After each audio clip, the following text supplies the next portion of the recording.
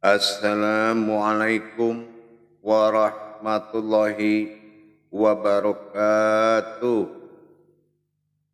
Alhamdulillah, alhamdulillahi rabbil alamin. Assalatu wassalamu ala ashrafil anbiya'i wal mursalin. Sayyidina wa maulana Muhammadin. Asyhadu an la ilaha illallah wa asyhadu anna Muhammadar Rasulullah. Allahumma salli ala Sayyidina Muhammad. Muhammadun musyabihil wal ikram. Ya wal jalil wal ikram. Allahumma salli wa sallim wa barik wa karim azanul nabil karim. Ihdinil ladzi min jamalika wa innal ladzi fin jalalika wa innahu fin kitabika wa tahirin wa mujahidina amma ba'd. Ibadullah wa ittaqullah. Insyaallah,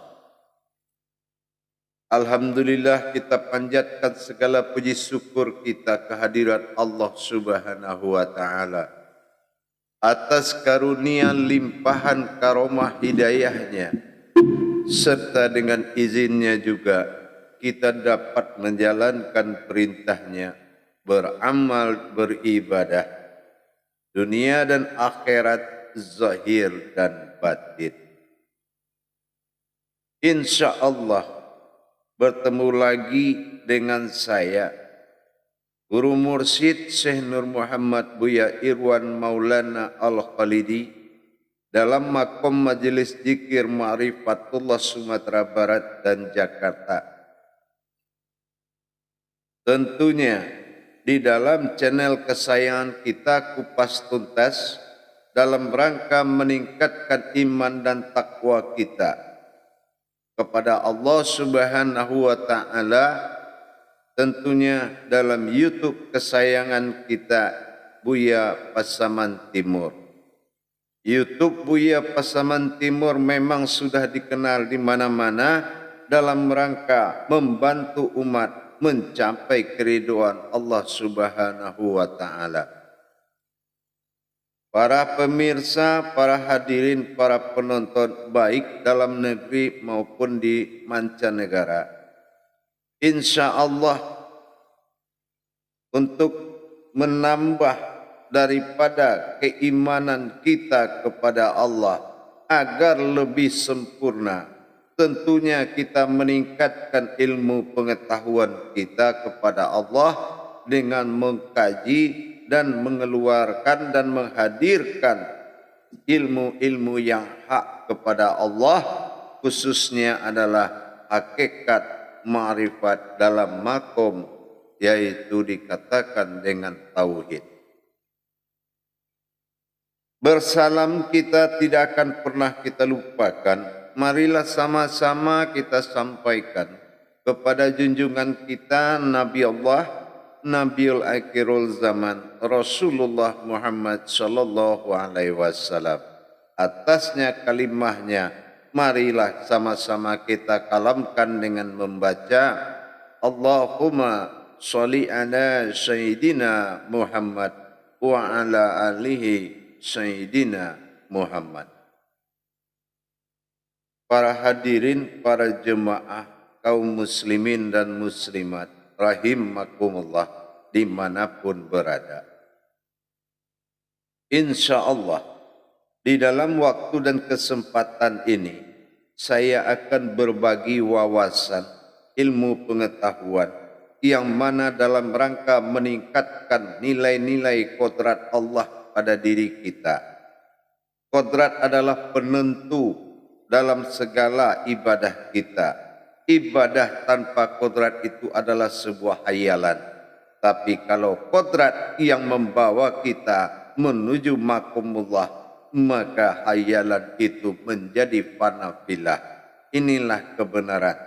Tidak mudah mendapatkan sebuah kebenaran kalau kita tidak mendapatkan kodrat yang hak dari Allah Subhanahu wa taala. Memang semua umat, semua abdinya kepada Allah dilakukan dengan segala cara. Kadang-kadang zikir, witir menjadi zikir. Kadang-kadang tasbih menjadi zikir. Tidak tahu lagi bedanya mana yang bertasbih dan mana yang berzikir. Mana yang berzikir, mana yang bertahmid, sudah tidak tahu lagi. Inilah kebenaran yang semakin lama semakin menghilang. Yang kedua, kalau agama yang hak itu belum tumbuh dalam diri kita, apabila kita melaksanakan sesuatu dengan keinginan pribadi dan tujuan maksud membesarkan diri dan lain-lain, Allah tidak tidur. Maknanya apa? Maknanya akan terlihat kebenaran daripada perbuatan Allah itu sendiri. Kadang-kadang baru 2 hari menjadi seorang dai, hari ketiga sudah memalukan. Kenapa kan? Disebabkan oleh kebenaran tadi. Kebenaran itu tanpa kesucian dia tidak bisa berjalan. Meskipun kita hafal semua dalil, meskipun kita tahu dan paham semua hadis, tapi kalau kodrat Allah dalam diri itu masih ada benih-benih hadasnya, maka pasangannya di luar akan selalu hadir. Inilah yang membuat kejatuhan, dan ini sering dialami oleh guru-guru agama. Maka dari itu, mari kita tingkatkan yang hak itu agar tidak terjadi pada diri kita. Mending kita jatuh di suatu tempat yang pantas jatuh, tidak terlalu malu. Tapi kalau jatuh di mimbarnya Allah, inilah yang sangat memalukan. Inilah aib yang selama umur di akhirat tidak akan hilang. Untuk itu, janganlah kita memaksakan diri sebelum kita memahami kodrat-kodrat Allah, baik berupa zat dan sifat di dalam diri. Kalau hanya menggombar-gamburkan ilmu, semua orang juga bisa. Hanya sekedar berilmu, iblis juga berilmu. Kalau hanya sekedar hidup, kera di hutan juga hidup. Nah, jadilah maka yang dikatakan bertauhid ini hanya dimiliki oleh manusia. Para jemaah yang dirahmati Allah, miris hati kita melihat kadang-kadang dari agama bertauhid, karena kaji ini didapati dari buku, habis kaji terus berpindah ke politik. Astagfirullah. Akhirnya apa? Terjadilah pencercaan, terjadilah penghinaan, terjadilah kesalahpahaman. Kenapa? Bukan kita menjaga diri kita, tapi kita menjaga marwah Allah dalam diri kita. Inilah yang harus kita jaga. Insya Allah, dengan kita meningkatkan aras-aras Allah di dalam diri kita, kisultanil azim, wazil manil kadim, wazil wajihil karim. Nah, kalau memang kita sudah menjadikan Allah itu raja yang bisa mengatur diri kita dan mendidik kita, insya Allah selamat kita dunia akhirat. Tapi kalau tentang Allah ini hanya sebuah pengalaman, hati-hati untuk maju di bagian depan. Pengalaman tidak bisa memiliki kekuatan, tapi kekuatanlah yang menimbulkan sebuah pengalaman. Untuk itu, insya Allah dalam rangka meningkatkan kodrat-kodrat aras-arasnya Allah dalam diri, marilah kita sama-sama meningkatkan kualitas ibadah kita, baik itu fardu ain maupun sunnah. Itu pun wajib kita laksanakan dengan kodratnya. Alhamdulillah. Untuk itu, pada kesempatan ini saya akan mengajak jemaah untuk menghimpun hayatnya Allah dalam diri kita menjadi suatu zikir yang harus menjadi ibadah. Ada zikir, banyak sungguh zikir, tetapi menjadi ilmu yang tidak makomnya ibadah. Ini yang kita takutkan. Tidak semua ilmu berakhir dengan ibadah, Tapi setiap ibadah sudah pasti berakhir dengan ilmu. Inilah kebenaran tadi. Bidahlihi marifatul haqqil ilmi. Kebenaran sebuah ilmu itu ada pada dalilku sendiri. Dalilnya apa? Tidak ada hadisnya Allah, tetapi dalilnya Allah keluar dari makom kodrat-kodrat ayat dalam Al-Quran. Jangan kita punya alasan pengalaman banyak, kitab juga banyak. Kita hanya mewarisi 3 perkara.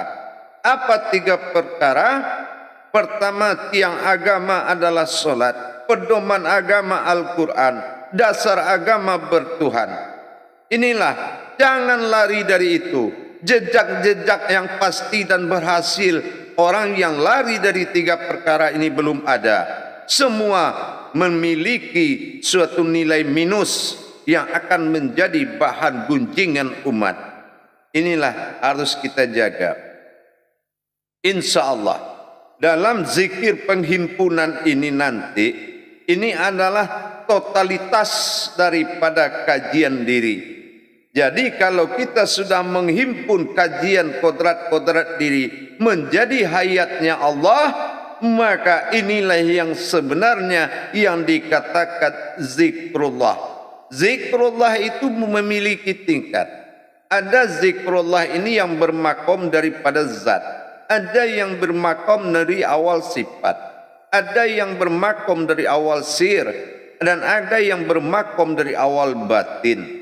Nah, tetapi untuk saat ini saya berbagi ilmu dan wawasan dengan kita semua, yaitu bermakom dari seluruh kodrat, dinamakan hayatnya Allah. Kita memiliki kodrat yang membuat kita maujud, ada. Bukan orang tua kita yang bikin kita ada, tapi wasilah orang tua. Tetapi ini adalah perbuatan Allah semata. Kullamin indallah. Semua kejadian datang daripada Allah. Biarlah kita miskin dengan sejarah-sejarah para hikayat-hikayat tempo dulu, asal kita jangan miskin sejarah diri kita kepada Allah Subhanahu wa ta'ala.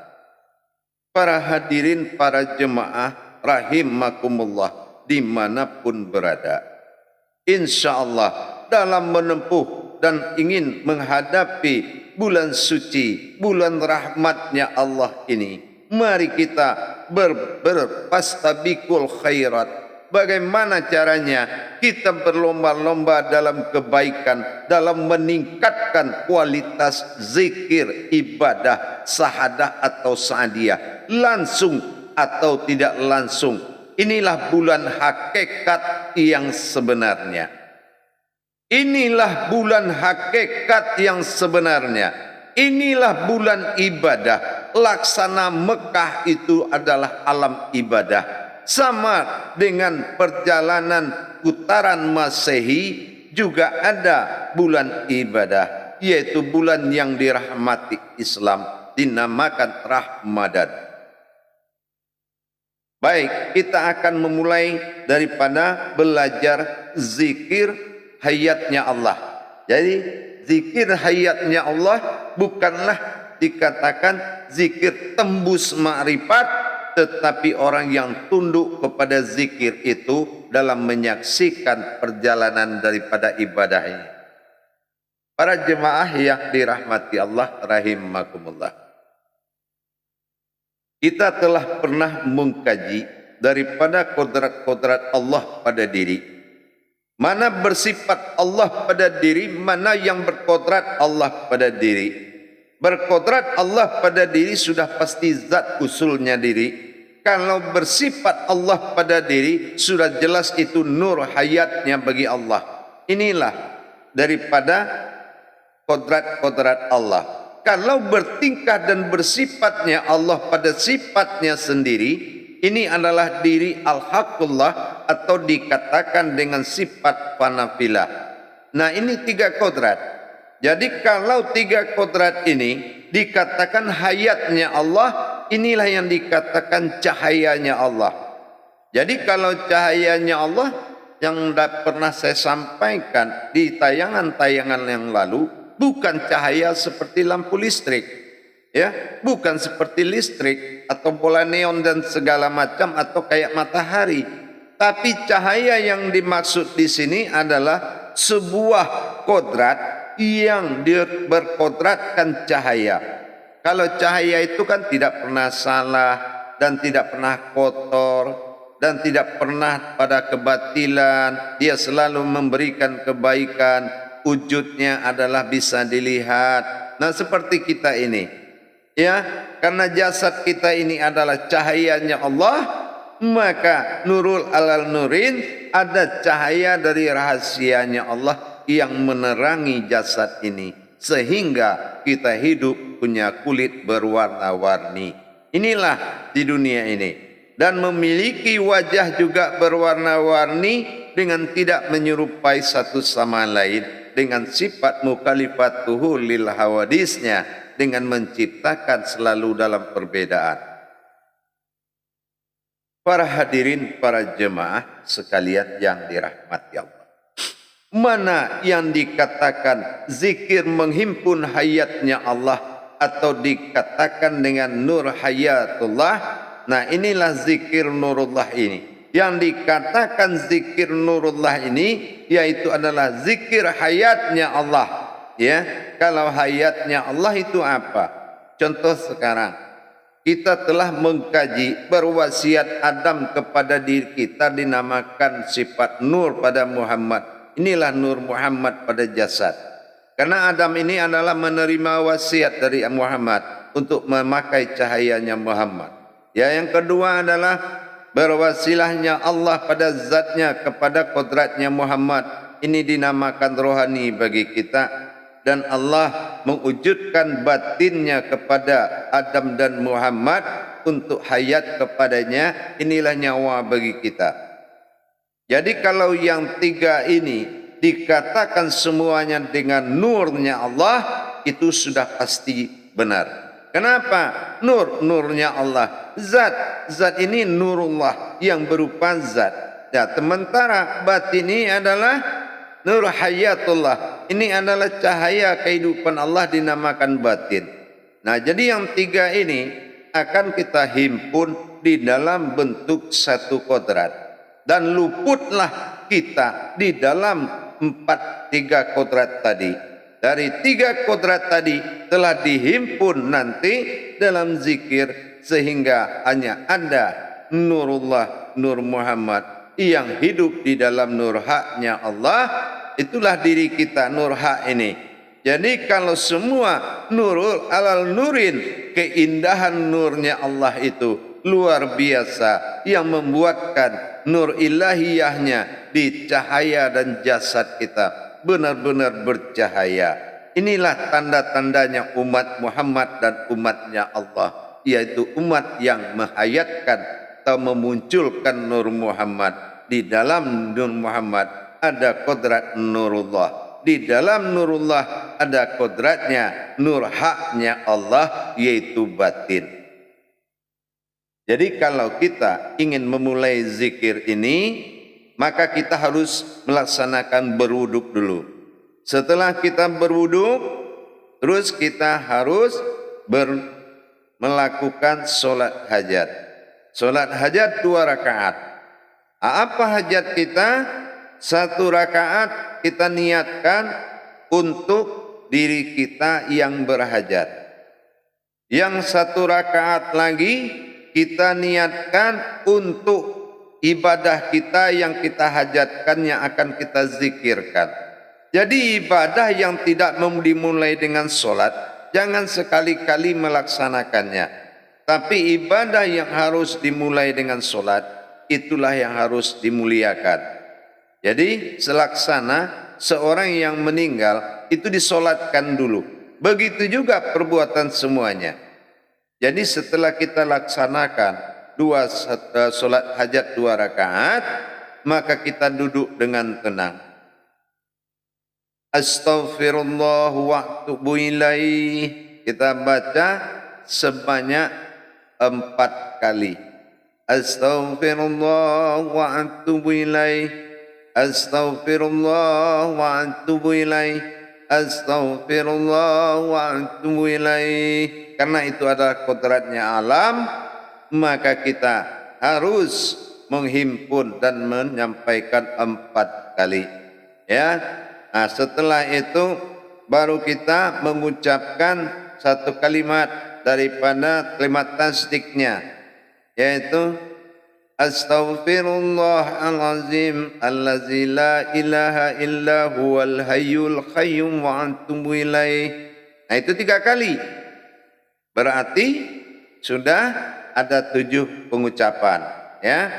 Nah, setelah itu baru kita baca Al-Fatihah. Bismillahirrahmanirrahim. Alhamdulillahirabbil alamin. Ar-Rahmanirrahim. Maliki yaumiddin sampai selesai. Setelah amin, tarik nafas pelan-pelan. Apa yang kita tarik yaitu kodrat daripada niat kita. Niat itu harus dijemput dulu ke dalam hati kita. Bukan niat dengan akal. Niat ingin membesarkan kodrat Allah dalam diri. Ya, baru setelah nafas naik kita ucapkan Bismillahirrahmanirrahim. Nurullah, Nur Muhammad di dalam nur haknya Allah. Nur kadim, Allah kadim. Nah, mana marifatnya? Nurullah, Nur Muhammad. Inilah Nurullah itu adalah rohani zat. Nur Muhammad itu nurani pada jasad. Nurullah, Nur Muhammad di dalam nur haknya Allah. Mana nur haknya Allah? Inilah diri yang batin atau nyawa kita yang di keliling nyawa berdiri kodrat jasad yang halus. Itu namanya nur hak Allah. Nurullah, Nur Muhammad di dalam nur haknya Allah. Nurullah, Nur Muhammad di dalam nur haknya Allah. Ingat itu, ya. Baru kita katakan nur kadim, ma'rifat menyatakan pasti nyata yang di dalam rohani ku nyata. Nur kadim, Allah kadim. Nah, kita nyatakan zahirnya, yaitu maujudnya jasad itu pasti. Begitu pasti semuanya, pasti rohani, maka pastilah jasad. Nyata rohani, nyatalah jasad. Nah, setelah itu baru kita sampaikan, ya kan? Nurullah, Nur Muhammad di dalam nur haknya Allah. Nur kadim, Allah kadim. La ilaha illallah. La, lihat jasad. Ilaha, lihat bentuknya semua. Ilah, tarik nafas. Allah. Alah, setelah kita tarik nafas aku, Allah, barulah kita melihat 2 kodrat. Yang batin wujudnya dan yang zahir wujudnya. Arti sampai pada tingkat Allah, di saat aku Allah, di saat dia mawujud menjadi Allah sifat aftar pada jasad yang nyata, maka disinilah keakuan kita akan hilang. Sampai kita melihat satu wujud, zahir dan batin kita sendiri menjadi wujudullah. Nah, setelah kita merasakan bahwasanya bagaimana kekadiman daripada wujudnya Allah dalam diri, melihatnya melalui maujudullah pada jasad. Kalau sudah terlihat jasad, maka seperti itulah nyatanya adanya rohani di dalam diri. Maka jadilah kita zahir dan batin Allah maka kita tutup dengan Illahi ya rabbuka ujubu ujutullah. Saya ulangi, Illahi ya rabbuka ujubu ujutullah. Amin. Ya Rabbi, ya Rabbi, ya Rabbi. Amin. InsyaAllah semua alam akan menjagamu dari malapetaka dan bahaya, dari kemurkaan dan kemurkaannya. Allah akan jaga, sekalian alam akan menjagamu. Jangan lupa setiap berpergian dari rumah, sampaikanlah kepada langit dan bumi beserta isinya bahwasan kodrat-kodrat diri ini adalah dititipkan oleh Allah dengan kalam Illahi ya rabbuka ujubu ujutullah. Sampaikan kepada langit dan bumi beserta isinya. InsyaAllah kita akan dijaganya. InsyaAllah. Baik, mudah-mudahan ini selalu dikerjakan dengan zikir Allah, Allah, sampai menyatu zahir dan batin, sampai titik rasa kamu menikmatinya. Setelah kamu nikmati, kamu sampaikan dan kamu bacakan ayat itu kepada langit dan bumi. InsyaAllah tauhid akan selalu memimpin terdepan di dalam belajar Islam. InsyaAllah. Baik para hadirin dan jamaah, mudah-mudahan dimanapun berada bisa memanfaatkan kebaikan dan kecintaan Allah ke diri kita dengan meningkatkan kodrat-kodratnya pada diri kita. Tidak usah cari ilmu apa-apa, di jalan Allah saja sudah tak terhitung ilmunya. Seandainya laut itu dijadikan tinta, tidak akan bisa kamu tuliskan berapa banyak ilmunya Allah dalam dirimu. Seandainya satu ilmu kamu jual, dijual isi bumi ini semuanya, tidak akan cukup biaya untuk membeli satu ilmu. Bersyukurlah atas apa yang kita hadapi dan kita nikmati, memiliki alam seperti ini, yaitu alam diri maqamullahnya. InsyaAllah. Assalamualaikum warahmatullahi wabarakatuh.